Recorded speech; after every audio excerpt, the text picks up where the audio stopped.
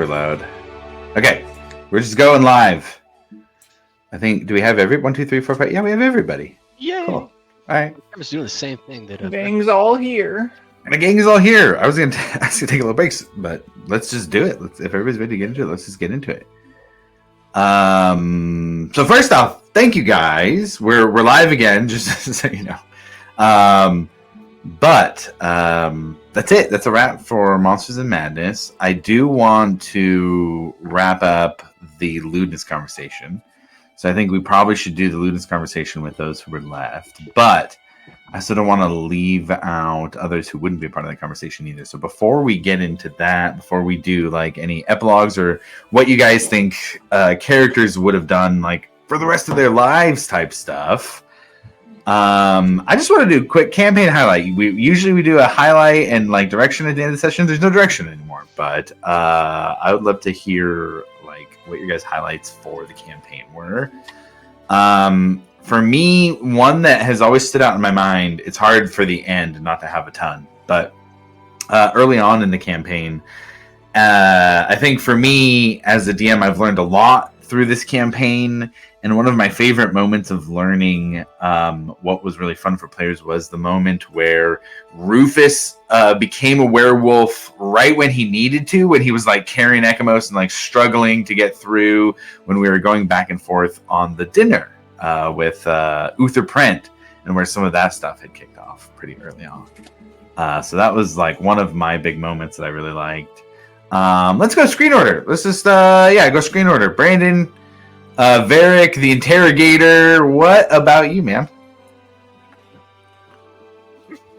Wow, that's a big question, you know. Like as soon as we broke for that one, I grabbed my old notebook and was like kind of just going through it. And I was like, man, there's so many crazy like moments that happened. Like I'm just looking at this thing, thinking it's like, wow, this is like 3 years of notes. Yeah. I think we're actually almost at like 3.5. We're almost at about 3.5 years. Yeah. I don't even know where to begin, man. Because like for me, this is like I've always seen stuff, right? Like I watched Critical Role. I dabbled in it with Gellert when we were stationed in England together. But this is my first like true experience, like playing a campaign. So a lot of it has just been like learning and just like feeling more like free to like be the character and just like starting getting the mindset of like, okay, what would he actually do in these moments and try to encapsulate like who he is as a person. So that's been the dopest thing. And then obviously we've like kind of, I think you said it before, like we kind of caught lightning in a bottle with the group that we have. So yeah, there's so many moments I could go through, but I think the most important thing is just like learning how to play, like getting better at it, and then just who we got to be able to experience it with.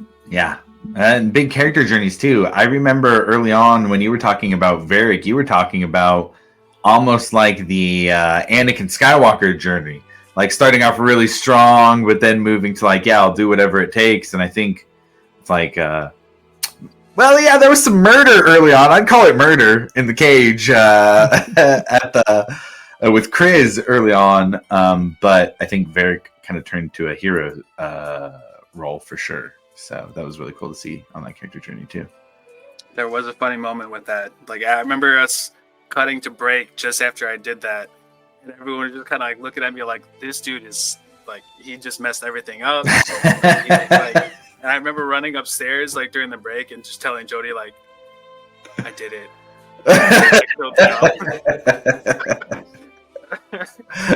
That's awesome. But go ahead. I was gonna say just that moment in itself, how crazy you spun that into something with Zarn. Mm-hmm. Even though like I wasn't playing and we were just having like Discord conversations, like the buddy stuff when they were in Uthering together, like where was it? Crackhammer.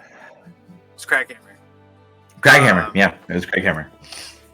It was crazy how you spun all that, and then when like I'm like seeing Zarm die, I'm like, oh man, I actually feel like terrible, like reading the note and everything. Oh man, you know what? I kind of made that note hit hard for you guys. That I lean into that on that one. But what I will say is, I don't know that I've told most of you guys. I know I think of at least told Kevin. Zarm was my player character in another campaign. It was an Exandrian campaign. And so any of the backstory of like his brother who died on a ship and his other brother who he was really close with, how he became a time wizard, was all backstory for that character. And when we were doing this campaign, Kevin had a spot for a character from backstory. So I plugged Zarm in with a NPC, stat block, and had him go along with you guys from that. So that's some of those backstory things are actually from another campaign. I could even, it was a stream game too through Start Playing. I could probably even like link to those old episodes for like a Zarm prologue. But yeah, that was really cool to have Zarm as a part of the campaign with you guys and just have that piece of one of my characters along as well. So thanks for playing along with that. That's dope, man. Yeah. Flynn, what about you, man? The dwarf who could not be moved and the trash robot. How about you for highlight of the campaign? Highlight of the campaign, I really love how much the mushrooms came into play. Oh my god, so many times. And your music choice for the mushrooms was so perfect. Wait, let's do it. Let's get one last one in here. Yes. When I put this song on the list, I never intended it for it to be that. But it just worked so well that first time that I had to keep bringing it up for the same feel, the same vibe of it. Yeah, because I mean, since we met that goblin, I still have mushrooms in my inventory. Yeah, it's cool. And I think that goblin ended up on the Alcantara. So for epilogue stuff, if you want mushrooms to be a thing moving forward, I guess. More mushrooms. The campaign, it's all story stuff now. So whatever you want to do with that is all yours to do on Mushroom Empire if you want. Perfect. Gellert, what about you, man? Oh God, there's so many things that happen from fucking mushrooms to getting turned into a mountain dwarf. That was one of the dumbest. Oh my God, I hated that. I hated it, but then I was like, wait a minute, this might be fun. Horrible. I want to go back to being an elf. And then from that, just RP in general, the roots. Don't forget about the roots, everyone. Oh my God. Here's some shade there. Never let you forget about the root reference. Guy. But oh my God, yeah, just kind of like Kendall said, this is the first time I've actually been in a true full-on campaign, and always had like a little bit of a taste of it from our previous experience. But being in a full campaign to experience how in-depth the role play can be, and with the story weaving and how your actions take effect, and then people coming up from the past and all this sort of stuff, that was by far the best part. And just seeing how everyone played out, how everyone developed over time, and all those interactions, that had to be my highlight for the campaign. Of course, I mean, the ending is the freshest in our minds, and that's I don't know if we're going to talk specifically on that, because I'm sure these guys want to know what went into that a little bit. I'm sure we will too. Before we move on from that too, I just want to give a huge call out to you and Flynn both, just for like making the decision, trusting me, handing over Ash and Alivor's NPCs after everything that went down to kind of have here at the end. Thank you guys for doing that, for trusting me to do that, and just for making that decision for the story. And like, man, Gelly, you're sitting here with no character alive at the end of the game, but like, God, we had a great story. So really, just props to you guys for giving those characters for the sake of the story there. Oh yeah, no, you played him perfectly the whole time that you were playing him, making him do his monologues, and that fucking flashback sequence of everyone's past. That was phenomenal. The whole time I was like, he is killing this. This is everything I wanted Alivor to be right here. So this is awesome. Just fucking good. I'm glad you felt like I did it justice. Yeah. And then I was telling the other guys, I was kind of bummed. I was like, damn, he didn't even kill one of these guys. I was rooting for Alivor the final battle the whole time. I was like, kill him, kill those motherfuckers. Look, you guys are fucking good at combat, okay? That's the thing is, like, you're fucking good at combat. And there was, a lot of things going on to throw some damage out there, but especially with, like, I even had some things built in where if there was enough damage dealt, they were getting damage thrown back at you guys. So, but yeah, you guys are fucking good at what you do. So, yeah. Cool. Andres, how about you, man? Grim the Pirate. The latest entry of the campaign. Man, there are so many things that I want to say, and I don't want to take up too much time because I could go on for days. But I think me coming into the campaign late, right? So much had already happened for everyone, and I just remember the day where like the seed was planted for me to join the campaign. We were at work, and I don't remember exactly the specifics of what was said or how it came about, but it had something to do with Critical. Maybe I was watching it or something, and it was like Bert, Brooks, Kendall, and me, and like the four of us did like the Spider-Man meme where we like all held up guns and we're like, wait, dude, are you a nerd? And I was like, yeah. And then that's how it just went, and it just skyrocketed from there. Where they were like, dude, we have a campaign going, like, and we actually do need another player. Are you down? And whatever.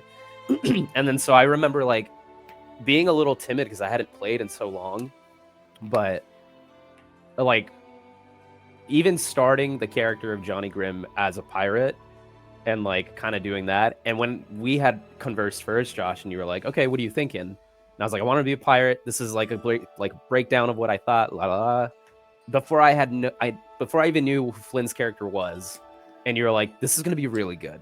I think this is a really good idea. And I was like, okay, yeah, like let's do it. Yeah, this is what I got. And he's like, perfect. This is gonna be great. This is awesome. And I was like, okay. And the first story that I jumped into is meeting up with the group and everything. And it's like, by the way, as it starts to come out, like Breck was also a pirate and this was his ship. And I remember you had sent me a bunch of stuff about things that I knew from my time. And the Alcantara was like ship number 1 on the notes that I have. So when we had like, and it started to come out and the pieces were fit together, I was like, this is why he said being a pirate was a good idea. Okay, got it. And to be told, like, yeah, one of the characters hates pirates. Like, hates them. I was like, oh, like, you can't script stuff like that. Like, that is crazy. But I came in and I was just like, I want to be a pirate. Yeah. But being able to flesh out the characters and seeing everybody else, like, the RP just kept getting better and better with each session. I thought was truly incredible. And there were genuine moments where I was like, man, like, this is real. Like, this is just a really good story. And the fact that we're all picking up of each other and like making decisions that maybe we wouldn't do as a person, but in character, you're like, I'm going to do this because like, this is probably what the character would do in this situation. And it kind of just like branches out from there is crazy. Roots will forever be the funniest thing that I think has ever happened in any campaign that I've ever played. And like when it was asked and then it was asked again, I was just like, man, so nice. We got asked twice. Where are the Roots? Like, was the funniest thing I have ever experienced. And I mean, there's a million times where I've literally cry laughed on stream, like on camera. And there's just too many to count in my head. But the RP has always been amazing. And I'm just so thankful that I was in the right place at the right time with the right people to come into this campaign and experience all of this. This has easily been the most beautiful campaign I've ever been a part of. So it was just amazing from top to bottom. I couldn't have asked for anything else. Well, thank you. That means a lot. Yeah, you guys have done. Yeah, you guys have been playing along with the story and guiding it through the whole time, and it has been absolutely great. So thank you. That really means a lot to hear that it was that enjoyable. And Grim absolutely was a great addition. I have loved the pirate soldier dynamics and all the ship stuff. It has been super fun. Obviously, we ended up right here on the Alcantara in the last song, and it's been a blast to play through some of those. So thank you for bringing the backstory to that, the pirate side to that. Josh, what about you? Oh man, oh man. So yeah, I'm like in the same boat. I've never done any D&D, anything like that. Played a lot of video games, obviously, and Kendall had brought it up forever ago at work, and I was like, all right, I'll give it a shot. So he talked me into Bert into joining, and I think it was like your guys' 6th or 8th session or something like that. Like you guys had just started, but it had already been like 6 or 7 months, and it was awesome just joining up right away. Him and I had our backstory, and we kind of tied that in, so that was really cool. Yeah, it's really cool to just finally be a part of like a D&D campaign where it's expanded 3, almost 4 years. I even got my notebook here of the infamous questions that were brought up over a year ago. This was on the 2nd of June of 2024. And I literally Seats. He came with his seats. I have it right there. It says never cast Speak to the Dead ever again. So I definitely wrote that down. And again, that was over a year ago. So yep, I love that. That's great. Yeah. So yeah, it's just really cool that we've been playing this long, and like out of anything, like I've enjoyed the role play so much, just because like it at first it was really awkward because again I've never done this, so it's like kind of awkward, just like I'm playing myself, but I'm not playing myself. I'm a player, not the character. And then about I would say a quarter of the way through, like we were getting in the groove, and it just became like second nature, and like the stories getting thrown in left and right, and it become like emotional. It's like, bro, we're playing characters that aren't us, but yet we're so like emotionally invested with these characters. Is just amazing. And it's like one of those things like you won't really know until like you've either done it or you've seen it or something. But like we talk all the time, we bring it up to like our significant others, and they're just like, wow, crazy cool. It's like, you don't understand, so it's really cool to like do that. And like and then me have it explained to the wife, like, yeah, I've been kind of flirting with a play or an NPC character that's a female, that's a dude, and she's like, oh, what? So it's funny trying to explain that whole concept. It's hilarious. And then even like when we brought up the other campaign, Gearworks and God. You had played as a different character through a Critical Role, and then as another character, I was flirting with that character, and it'd be you again, and then Bree be like, stop flirting with my husband. So that was just so funny to do that. She was in the campaign. So that's cool. And then like being able to tie that short campaign into like this main campaign was so cool to just be like, oh, I'm a part of that story too. And like, it's just so cool. And we talk about it all the time. Like now with like the show getting big, like being able to like watch that show and be like, oh, I've been there, or I know who these characters are, is just so cool. It's just opened up a whole like different world to me, which is awesome. Like I can't put a highlight one particular, but just the whole culmination of the entire campaign has been amazing. And I love it. Josh, I think you were probably the most vocal about like, combat's whatever, man. I just like the RP and story. I know, like combat's cool. Yeah.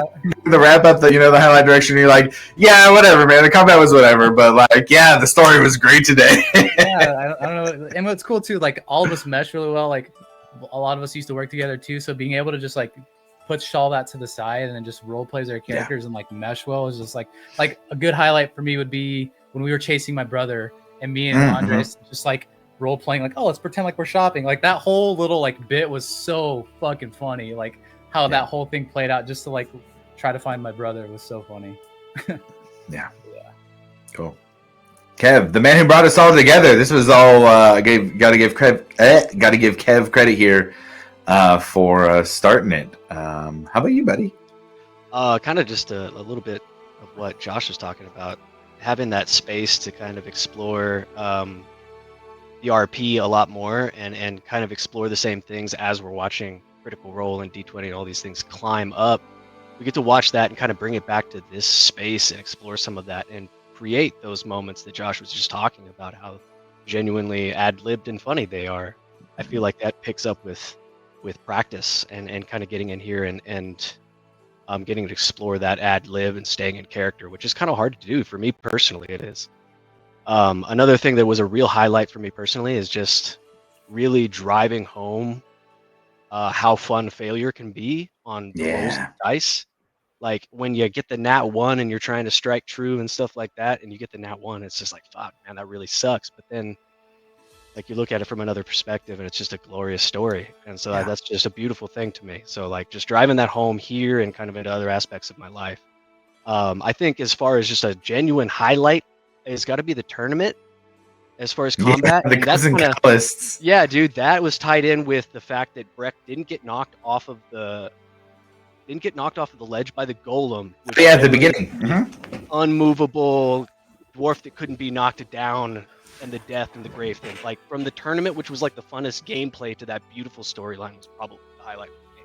That's awesome. Even over getting to play a dragon at the very end. Yep. I think that was the best part. Very cool. And yeah, man, thank you so much for just continuing to do this and course. putting this together, facilitating all of this for us. Yeah, of course. Happy to do it, and thankful to you guys for going along with all the craziness and the kind of custom story here. Next thing I want to do is like some epilogue stuff, right? So we finished the campaign there. We got to the end of like, all right, let's go home. Milo flew off in the distance, and Gellert. You all your characters died. The death of an entire family tree. The death of an entire family tree. So like, I want you to like chime in on like maybe his influence on Bysaeus Till, or right, like tell me what Harry did too. We had Harry was an NPC who survived. I have no idea what Harry. I don't, but I feel bad here on this epilogue part because your character has died here too.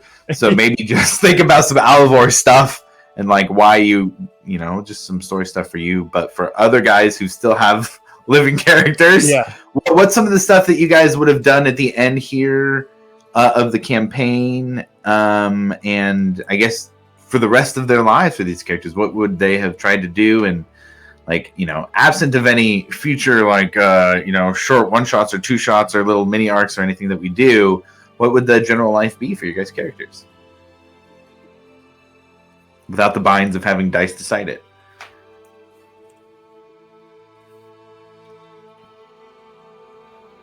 We going in any specific order? No! Anybody chime in whenever. All right. Well, I'm unmuted, so I'll go first. Yeah, you Since go. I don't have a character alive. Yeah, no, that was huge. I didn't plan on Starsim dying, but I knew once I turned on Barrick, I was like, I'm at the very least going down. But no, that was all of them were very hard decisions, and just of course everything that's happened to Alivor over time, being like we keep talking about, the group that we have is so awesome. Alivor being with this group particularly, and he's strong himself, but being around everyone who is pumping out damage like crazy, killing people left and right, like mollywopping people, and he's just like, yeah, I'm in the back, I'm here to support. That just played into his that crossbow.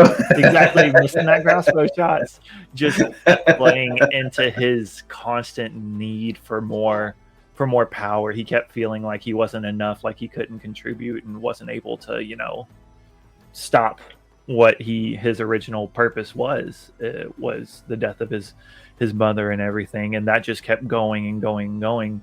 And I know I talked to, of course, you and Flynn whenever we had the sidebar conversation after they knocked me out of the thing, and I remember telling you guys that I either told you or text you or something, but it was okay. He would have understood the whole them knocking him out of time because he knows what he did was drastic and not everyone would understand.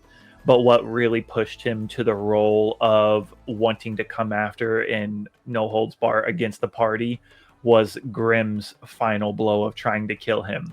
That was the moment that me sitting here as a character, I was like, okay, they knocked me back in time. That's all right. I'll get my second character ready to rock and roll, just play his dad. And then Grimm goes, I'm gonna kill him. And me as a player, I was like, this motherfucker. And that right there was instantly, I was like, okay, yeah, if Alivor makes it out, he's gonna do everything in his power to come after the group, because that was like the ultimate betrayal to him. Like, he would have been just fine if you just knocked him out, but the killing blow was what turned him. So that's how that ended up going that way. And no, yeah, I'd like to hope. You know, Alivor had a good name. I mean, he did in Bysaeus Till with everything going on, but who knows what these hooligans, what story they'll spin with him, if they'll do anything. Yeah, So, publicly everything. Yeah. Publicly everything looks like Alivor died a hero, and his story was one that was very much could inspire the elves of Bysaeus Till. And yeah, so move them yeah, forward. that would be nice. But like I said, these he's dead. These guys are alive. The history is told by the victor. So Now, and there was really a moment for Alivor towards the end. There, it seemed like in his arc, there was Orthax was obviously so heavy, and Orthax was like a revenge demon, and so there was like some connection with other NPCs. But then there was almost this moment after the siege of Bysaeus Till, where Alivor did finally decide to just let it lie with Uther Prent and move on. yeah. And like, oh, that almost seemed like the moment where he was overcoming that and could get past it and was more settling into the hero role. But then that moment came again where it was a chance where it was Starstem who was going to be executed. And then there was another like opening for Orthax to say, well, hey, look, I could help with this. And Alivor did decide to go back to Orthax. Yep, that was huge for him because, like you said, the whole scene with reviving the one elf, I forget what her name was, from the Ring of Three. She died, and then he was able to revive her, and seeing the image of his mother and everything. Oh, Gwei Yatheris? Yeah. When he revived her, seeing the image and everything, that's when he started to go down that more heroic path. But yeah, once he saw his father up on that, it just brought back everything and just completely tumbled the deck of cards. And once that ball started rolling, there was no stopping it.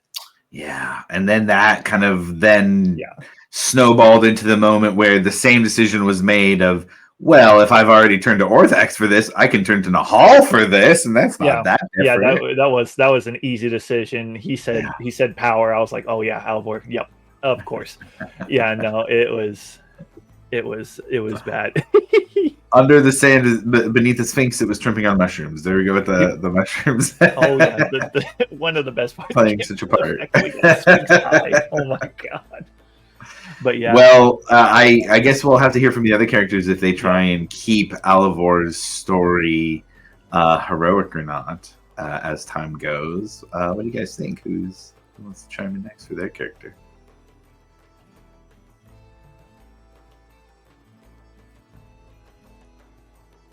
I guess the traitor will go.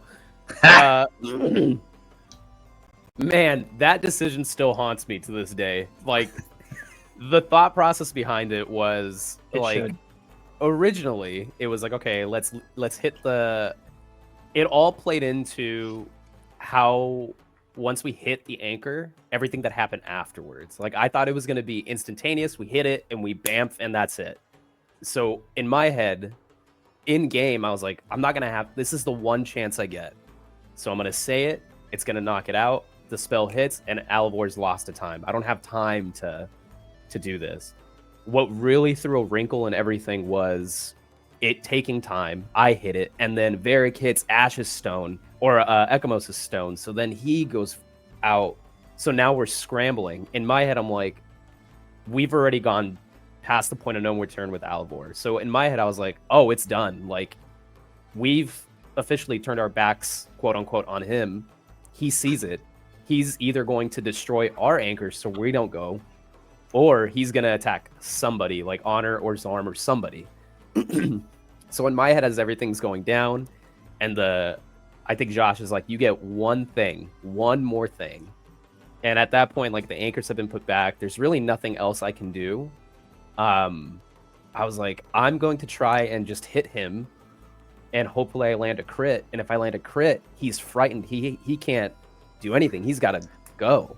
So originally my plan was to just like I wanted to prevent it from getting a retaliation of anybody else.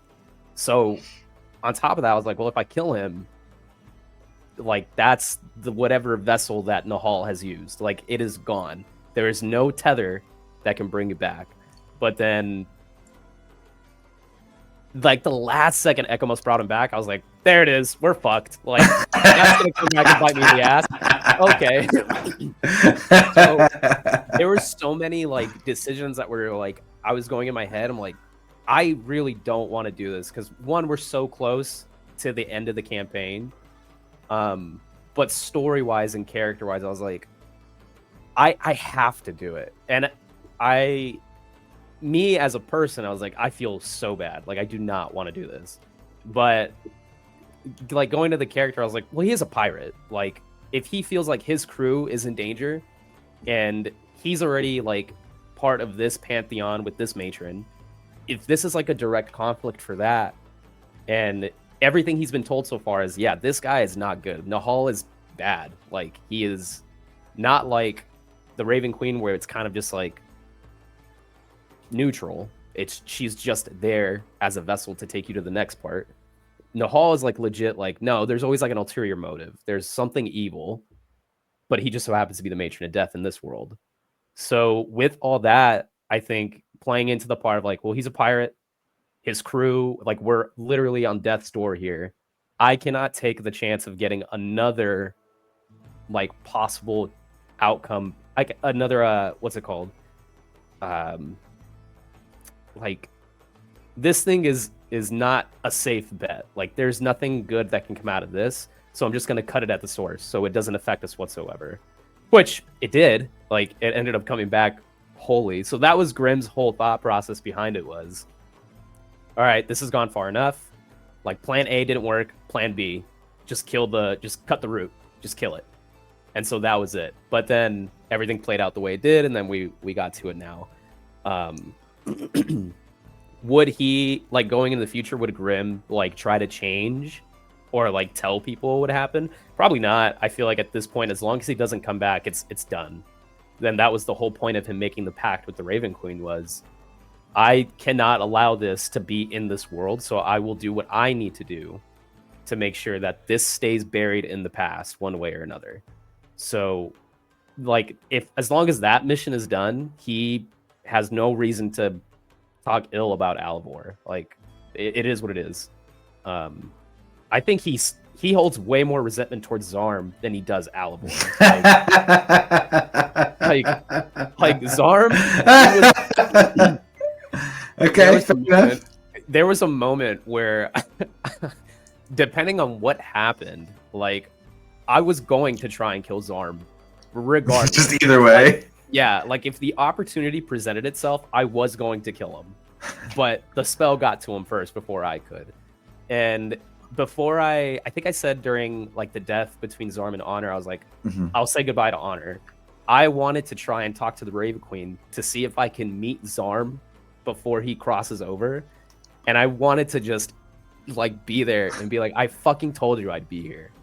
I hope you don't get to where you get to go. Like, I hope everything that comes to you next is the worst place of your life. Like, I was ready to say some fucked up shit. I was ready to be like, I hope you hear the screams of your brother and of this. I hope they haunt you in this life and the afterlife and everything past that. Like, I was ready to go all in on the hate train for Zarm. So, like, I think the only thing going forward would be, he would definitely ask Breck, and he would talk to Nora about taking over Darktoe and taking over the guild, like infiltrating the guild and taking over Darktoe, since it's already been infiltrated by the guild. So he would ask Breck and he would ask Nora, like, let's take it over. Like, let's do it. Like, let's just cut it at the source and let's rebuild it or destroy it. So there's no Darktoe anymore. Like, straight up pirate land. Like, there's no Tortuga anymore, like Pirates of the Caribbean. Like, there is no safe haven for pirates. Your safe haven is your ship, and that's it, and who you decide to bring onto your safe haven. Like, that's it. But we're destroying the hierarchy within the pirate world, and that would be what Grimm would decide to do. And then after that, in doing so, cutting out the guild completely. So go after Malachi and go after Lysander, both, and like all of them. And Stover is still out there, so he would literally, like, one by Stover, one, that's right. Yep. yeah, he would go on a hit list and just start going. But it starts at Darktoe, like destroying Darktoe, because that's how they're getting everything, and then kind of going from there. What's interesting is I think Lysander was looking for the Eyes of Bukotoa as well at some point. So now that he's released, that unravels like a whole thing as well. But yeah, like, going what it looks like for Grimm, it's taking over Darktoe and destroying it, taking over the guild, and then kind of just going from there, like living out whatever life is next after that. Okay. And feeling bad about how would Alvor. Breck feel about that, about the pirate? And I guess I would also ask, because he's got family involved too, maybe what Varric would think about that too. So Breck, I was gonna say Dark Toes is where I'm headed. Varric's dad's on my hit list, so You see, you can't write this stuff, dude. That's crazy. but I did want to make a stop in Visayas Till because I think that Starstem deserves, and Alivor deserves to have gravestones next to his mom. As always, my fucking hero. My man. I love it. Perfect. And then I he agree would do with what he this. told him. He'd mourn his death the second time. And then Oh. head to Dark. Bro, that was one of the coldest lines of the campaign right there. Yeah, Flynn, while we're on you, man, even just in the last couple episodes, but he's our friend was heavy. Gosh, you just drop some cold lines sometimes, man, and always a good addition to the campaign. Besides going to Darktoe, anything else for Breck? How would Breck, what's Breck's life look like? What's he got going on afterwards? Well, I guess, man, with Grim taking over the last song, first thing he would do is ask Nora Loom if she would like to accompany him on his ship. And The answer after the campaign and epilogue is yes, she would. If he'd asked, then yes, she would.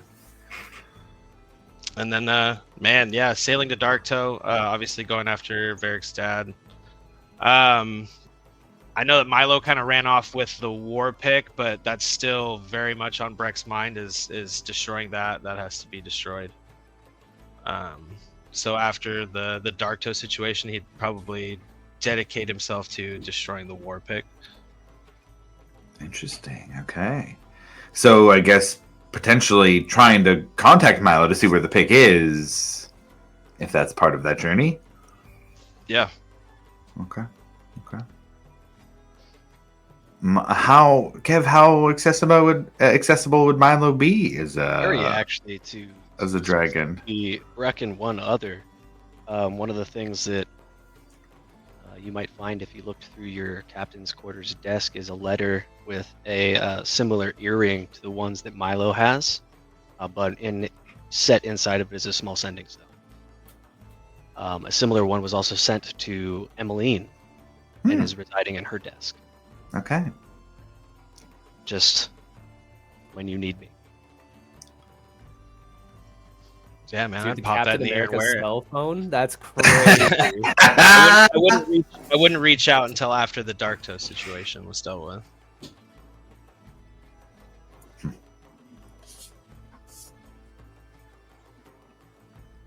So at that point, would there be a potential? Milo be open at that point if Breck was reaching out? Hey, the war pick needs to be destroyed. What would you guys do?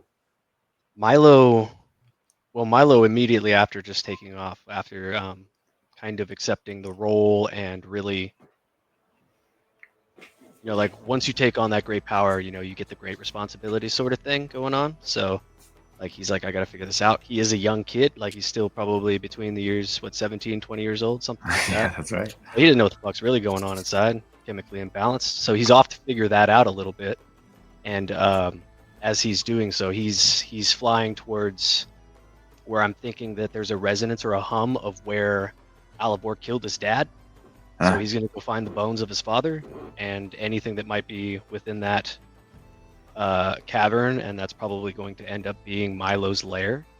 And so he'll operate out of that. But his next objective after that is to gather up as many arms of betrayers so that no other gods can impede upon what is now his realm Yeah. and what is under his protection. So as soon as you called, I guess Milo would ask how you felt about hunting down some arms of betrayers. That sounds like fun. Sail off into the boat together. Nice. Hell yeah. I think Crystal Fen. just to kind of play out some of that. It was Crystal Fen where the father was killed. It was Crystal Fen where you ran into even his ancestor, and more importantly, though, the bottom of Crystal Fen where the barrier between worlds is thin, and where the Guardian of Exandria would be needed the most to fight off some of those breaches. However, in breaks between that, a team up of Milo and Breck going for Arms of the Betrayers sounds pretty fucking cool to me. Yeah, that's awesome. What about the Cleric or the Paladin? What about Varric or Ekmos? What about you guys? I think just after it, his primary thing would be to check on his sister. It sounds like most people are leaving Hope's Bastion. So I think he would go back and kind of maybe just unwind and hang out there for a while. Probably just work at the blacksmith with Bowen for a little bit. Yeah. Just help the town be what it's supposed to be and just be a part of it. Because I feel like we started it, but we never really like lived a life there. Or any kind of like there was nowhere like normalcy or whatever. Like spend some time there, and then he has the duty to his people, and he would head back to the Pallid Grove, and he has a seed that needs to be planted. Oh yeah. To hopefully help them bounce back and give a new life to everyone back there. And I think that's where he would probably reside and just be kind of the protector of the Grove. Yeah. That new seed would absolutely grow too. And I think Hope's Bastion right afterwards. I think people would be leaving who were there to fight, but it's not like people were pushed away who were there before either. And it does still, I think, represent, at least to the people around the area, represent a bastion, a place where people stood against the things that were happening. And so having you there for a time helps with that. And then I would say the growth of the tree to be as big as the ones in the past would be longer than an elf's lifespan. But you can absolutely see that through as a guardian for as long as you decided to as a paladin elf. And however you wanted to help guide the elves from there. Man, you can cast a wide net given how much that was a part of Varric's story and how much he really made an effort to do that. So if you even wanted to say the Pallid Elves went one way or the other, that's cool too. Yeah, I think going back to his vision with was the Moonweaver, right? Where everyone had their vision of like their future or what it could potentially be. Yep. So and kind of in line with that, I don't think he would ever pursue a position of power or like ruling. But he would be there to guide them and train and whatnot so that they could protect themselves for whatever might come. I think he's very much in the mindset of letting other people, like a newer generation, kind of determine where they go and what they become. Yeah. Would there be any attempt to reach out to other elves in Wildmount? Maybe not even the rest of Exandria, but the Uthadurn and the Bysaeus Till elves. Particularly, obviously, the Bysaeus Till elves. Yes. I think he would still maintain contact with the Ring of Three and kind of see what kind of happens with the Empire itself. Yeah. I think a lot hangs on the balance of like what goes on there, and because obviously we have some individuals that were trying to take power there. So, and also on that note, I think all the lore that happened in our game matches with the main canon of Critical Role 2. So I think anything that happens with the Dwendalian Empire in the main campaigns fits with our story for how it would end as well, or continue on with those things as well. So feel free to fill in with headcanon that way for any of the Critical Role stories. I think we made it that through without that happening at all. Trent's still alive. That's a thing. But otherwise, yeah. Cool. Yeah, so he just keep in touch, see if there was ever an opportunity to restore some of that former glory and some independence. Yeah. Cool. Josh, how about you? The Family Man. By the end of it started the zombie, ended the Family Man. Yeah, I just turned into a real simpleton, you know. To probably stay at Bastion's watch. He'd have that conversation with Morgana to see if, like, hey, I know you're a pirate lady and whatnot, but obviously we're starting a family. So did you want to settle? Kind of see how that played out, obviously, and then honestly, he didn't really have. He had his home in Amon, but after the whole Crimson Catalyst whatnot, he would probably not want to be there. He had the soul of his brother with him too, so he'd probably just open up his own apothecary at Hope's Bastion and make it a big ordeal. He'd probably like ornate the apothecary with his brother's gems, so he could actually like don off his necklace, his pendant, and like hang it up there. That way, like just bless it and whatnot. Just super apothecary potions / healing stuff, and then just work there at Hope's Bastion and raise up his family, teach the kiddos basic alchemy stuff, and so we had Varric staying in Hope's Bastion for a little bit. Would Breck have stayed in Hope's Bastion at all? Or he would have, it sounded like kind of being on the water and was his vibe. Nope. Yeah. Yeah, he's on the ocean. Yeah. Okay, and then same for Grim, kind of, he's a guy who lives on the ocean, he's the captain of the last song.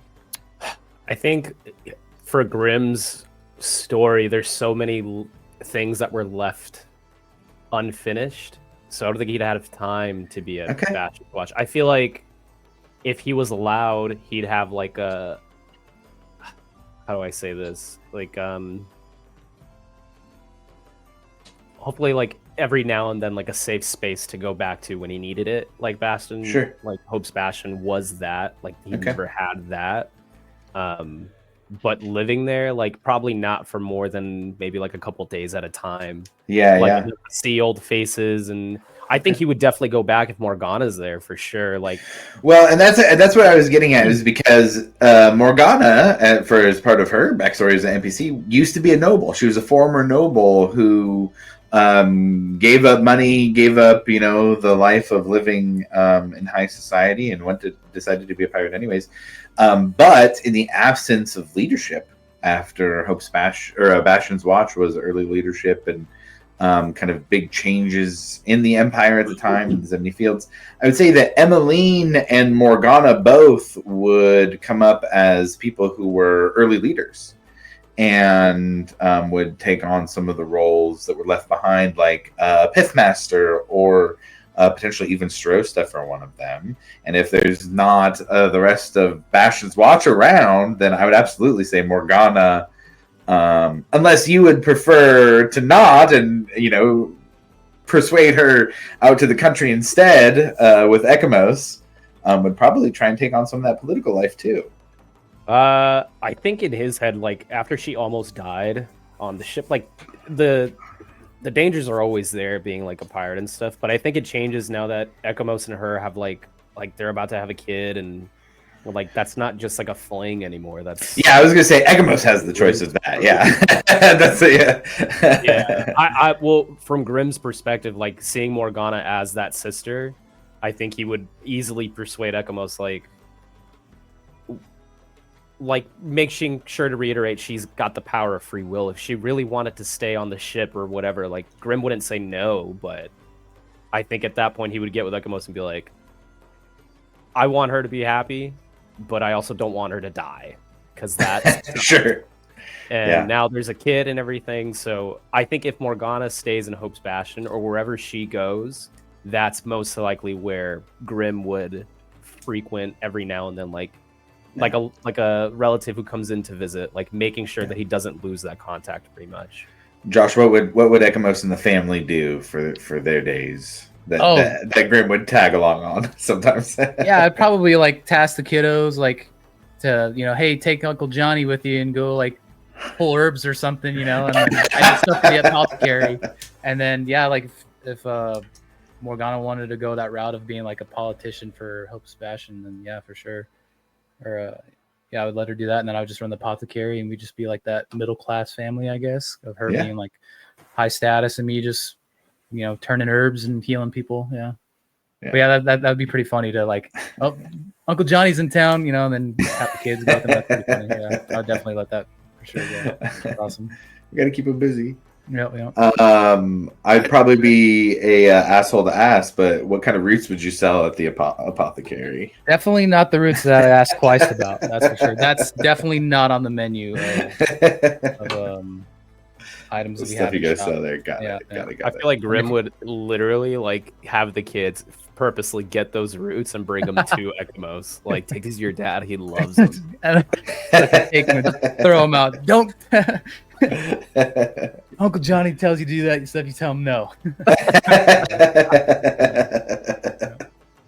That's great. Gellert, for you, what about Visayas Till? What about the city itself? What would you were heavily involved with the Ring of Three? What do you think the trajectory would be there? Definitely working with Varric and reestablishing the elves as a power within, whether that be within the Empire.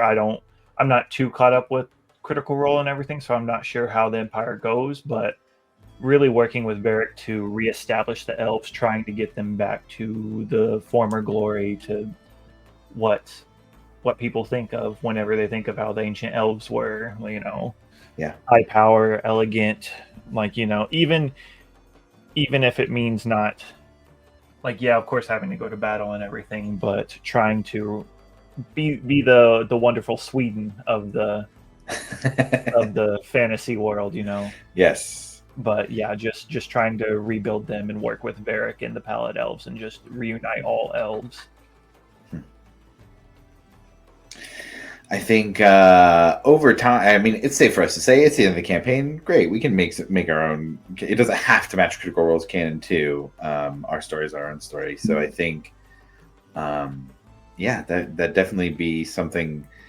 I would almost say, I would ask Ekimos, would there be any kind of talks with you and Morgana of trying to help broker getting Visayas Till out of the Empire? Would Ekimos even try and get involved with that at all? Or would he just say, no, you guys go ahead? Yeah, like him being like from the slums and whatnot, he would want nothing to do with like politics and stuff. Yeah, okay. But if she wanted that, if that was her goal to like get that going, yeah, he would be totally like passive in that aspect. Just, hey, I want to live a simple life. I've seen crazy shit in my lifetime, 2 lifetimes now, being, like a ghoul he was into like the guy he is now, like he would just be honestly like, I didn't want to say like a ranch hand simpleton, like a goat farm or something, but like apothecary-esque, and just, help establish Bastion's Hope's Bastion and let her do what she needed to do with that. Yeah. Now, what if Morgana came to Varric, Grim, Ekimos, and Breck and said, "We could really help Visayas Till gain independence if all of you together as Bastion's Watch stood together and kind of stood as those heroes again." Would you come together for that? Milo too, even Milo has the option. He's in Crystalfen a lot of the times, but it would be even more impactful if Milo was involved, especially given his half-elf lineage.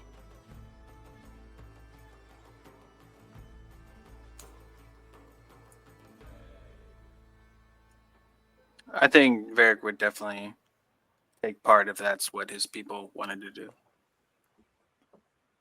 I think if it was Ekimos and Morgana asking, it would he would be hard pressed to say no. Like, there's a part of him that's like, I really want to kill the guild, but if it's like Morgana and Ekimos asking, he's like, okay, like I could put this aside to do whatever it is you need me to do.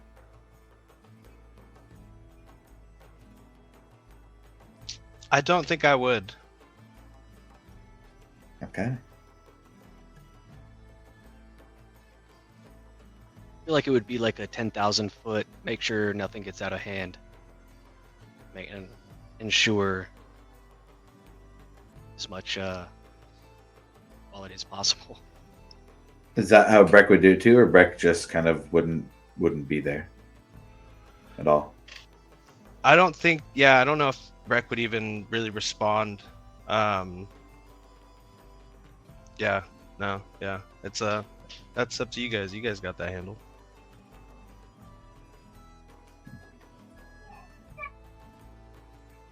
Would Breck? Feel if Milo's mom calls, like he's gonna say yeah, like he's gonna show up somewhere. But That's true. That's true. She is pretty heavy up, pretty high up in the Order of the Black Rose, which did push for Elvish sovereignty in Wildmount generally. Would Breck have reached out to anybody? Would there be any reason for Breck to reach out to anybody besides Milo for the arms of the Betrayer hunting? Would Ekamos, Varric, or Grim hear from Breck at all? No. I think he would just, he would kind of go on this hunt with Milo. Yeah. Okay. The Alcantara. Any desire to expand to other ships? Be Admiral Breck. Actually, if Breck's nephew was old enough, he would like him to be on the ship being trained, and then he would give it to him. As it belongs to him. Okay. Very nice. Maybe a future player character for somebody. Very cool. Well, I think Hope's Bastion would continue to grow. I think the story of Bastion's Watch and how they defended it and defended the area and defended Wildmount and Exandria, even though the behind the scenes were messy, that the story would have been heroic enough that it would inspire heroics in others. And over time, Hope's Bastion would grow, and heroes and adventurers would grow out of the area. And that would then, in turn, create more villages and make the other Erosa and Pride's Call and the Nimblefoot Druids even. There would be talks of bringing them into the Empire finally, or if they wanted to still do their own thing. But it would kind of raise the Zemni Fields as a place to be in the Empire, besides just Rexentrum or Zadash or some of the bigger areas. Hope's Bastion would be a place that people wanted to go to and would continue to grow over the years and the decades, and places that you all started and visited would continue to grow themselves and become staples in that place. Anything else? Any questions or anything else that anybody wanted to wrap up for their characters before we kind of sunset them for the last time? I do feel like, I didn't mention her, but I do feel like Vasati would be a big part of Hope's Bastion. I don't think she would go NPC back. stuff too. Yeah. Yeah, as much as she kind of like made a connection with her people, I think she had her place and her calling. And do you think she would have stayed as a Dawnfather paladin, or do you think she would have made a switch to the Moonweaver ever in her life? I think she would stick with the Dawnfather. Yeah. I mean, she found safety in your guys' kind of tumultuous life in the Empire and in the Dawnfather. That would make sense. She also had the divine intervention from the Dawnfather directly. Man, I'd have to throw that out as a highlight moment for me, was getting that to be like, okay, all right, well, I don't have to kill the players and think of a way to make that make sense. Let's just get you guys out of here. I think Vasati was probably the NPC who fought with you guys the most. Yeah, probably just her and Harry. Yeah, I think so. Zarm was around a few times too. Honor as well, but they not as much, I think, as Vasati, especially with her being up in the Zemnian, the Age of Arcanum chunk of city up there. Yeah. Anybody else have any NPCs? You guys can fill out some NPC epilogue stuff too if you have anybody that you really something I was passionate thinking about. was the conversation with lewdness Yeah. that Breck wanted to have is mainly because he's worried that with Zarm being the one who assassinated the prince, that this would start a war with the Kryn dynasty. Uh-huh. So he would let lewdness know that he was the one responsible for that before he That- sailed off. That Breck was. Yes. Interesting.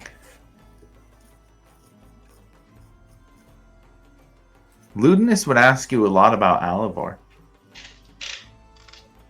Even with your, like, hearing your confession and what you said when you did, he would kind of want to know more. I want to change the vibe. Hey, if there's other things happening, we gotta change the vibe here, man. Well, what did you want to know? Alivor is a hero. He died a hero.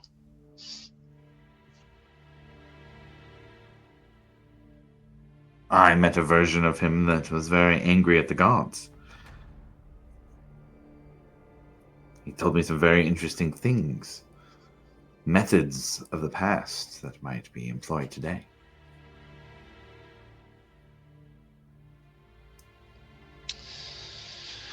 Yeah, last I saw Alivor, they were messing around with Time Stone. Huh. And do you have any more information about this time stone even then?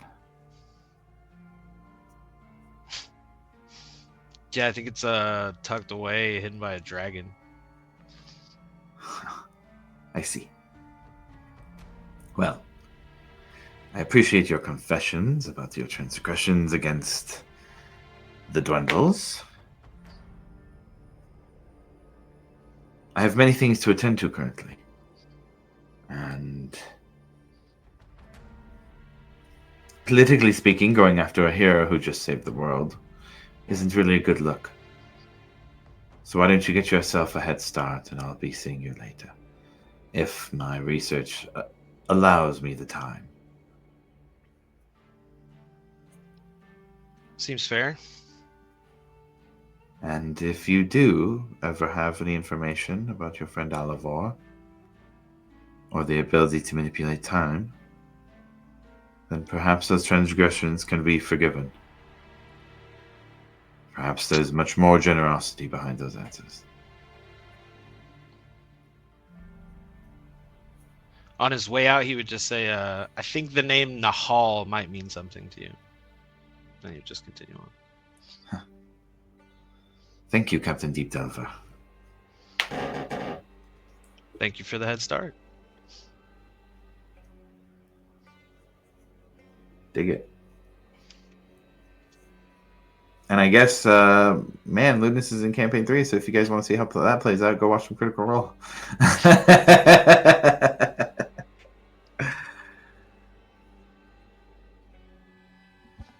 And then, yeah, he would just make it a point to avoid coming back here.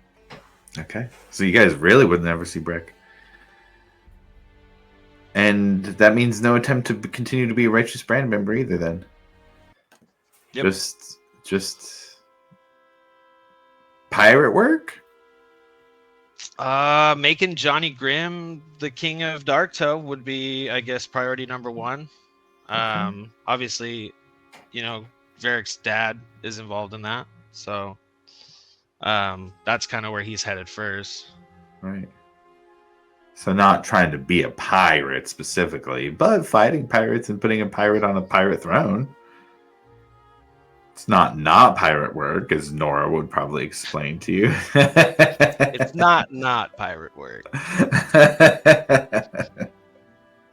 This is the title of Breck's epilogue there. It's not pirate work. Very nice. What would Grimm's directions to the pirates be if he took over at Darktow? Man. Honestly, I think the idea of being like king of the pirates is kind of crazy. It's kind of like 50-50 of like kind of destroying the hierarchy. And like there is no king. Like if you're a captain of a ship, then that's where you rule. And you can have like other ships or whatnot, like kind of how you said, like being in like like in that instance. But I guess if it got down to it, if he did become like some sort of king, yeah, actually no, like he would just want to take down the hierarchy and then kind of pop smoke. Like he wouldn't want to rule. That kind of defeats the whole purpose of being You a got a pirate. smoke grenade in the epilogue too, man. No, like he wouldn't be a king. Yeah. He just wants to like take down the status quo within Darktow because it's already been like infiltrated. It's already been like taken over by somebody who's already bad, by somebody else who's really, really bad, by like this eon old guild at this point. So taking down the hierarchy, like taking down the status quo and watching it crumble, and he just like, okay, my work here is done. Like whether somebody else picks up the pieces or not, like he just wanted to make sure he cut that loose thread out. And now that I think about it, with more of his backstory, after taking care of all that, he'd probably go to the Korean Empire to know more about null magic and all of that stuff. Like he'd go sail all the way out there and see what that world has. Like that's a whole new other territory he hasn't explored yet. So more stuff to find, more information and knowledge to gain and whatnot, and hopefully fill in the blanks of how his magic works now and kind of go from there. But you guys are seeding the lore for future campaigns now, just so you know, by the way. I think that would probably be like the last big hoorah for him in probably that part of the world, like the last big mission, like especially with Breck and like Loom and all that, like Nora and all them, like, hey, let's just fucking destroy Darktow and let's go kill Varric's dad. He's an asshole and I hate him. And one last sign big me pirate, up.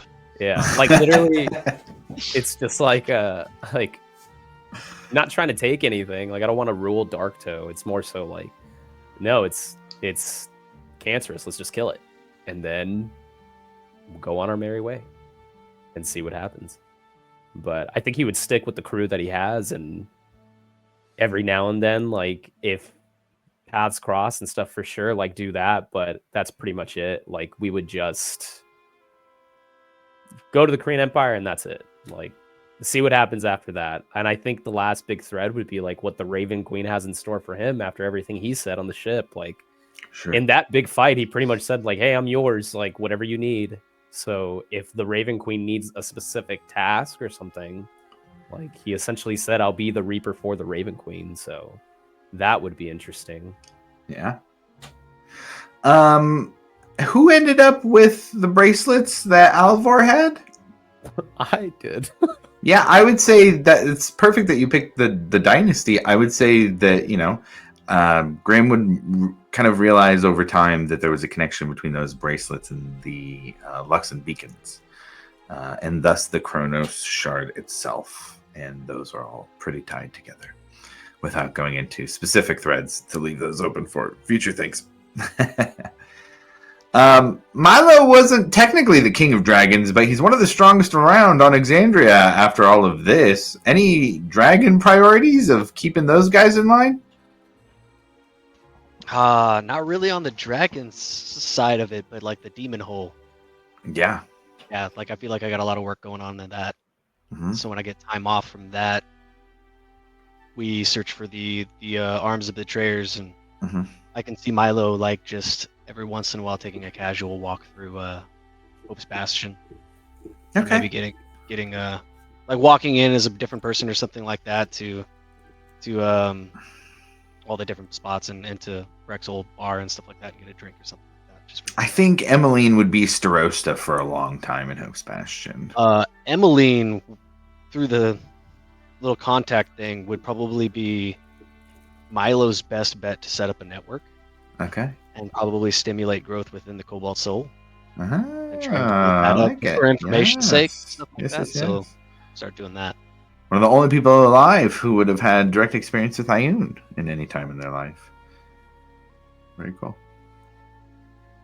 Very cool. Any threads? Anything else anybody has? I would definitely release Beelzebub and Yeah, let him tag along with Johnny. Yeah, I would be like, hey, dude, you're free. Just stay with Johnny. Do whatever you need to do. So stay with I you. would- Stay down. Keep me in the house. Don't leave me. Yep. I would pass on the annoyance of Beelzebub to Johnny. Be like, hey, your last order, you have to stay with him. Fine. Keep contact. Just not in the house. That's fine. Yep. None. And he would stick to Grim like annoying glue. I would make him into a monkey, then he'd have his own little monkey intact. Yeah, for sure. Like a pirate monkey. That is so good. Like, Yeah. what a way to end it. Let's go to the Kree Empire with Yep. Beelzebub. I gotta check in because we have one more player character we haven't checked in with. How about Squall and Commodore Norrington? I was about to bring it up when he started talking about Beelzebub. I was like, oh my god, Norrington. Yes.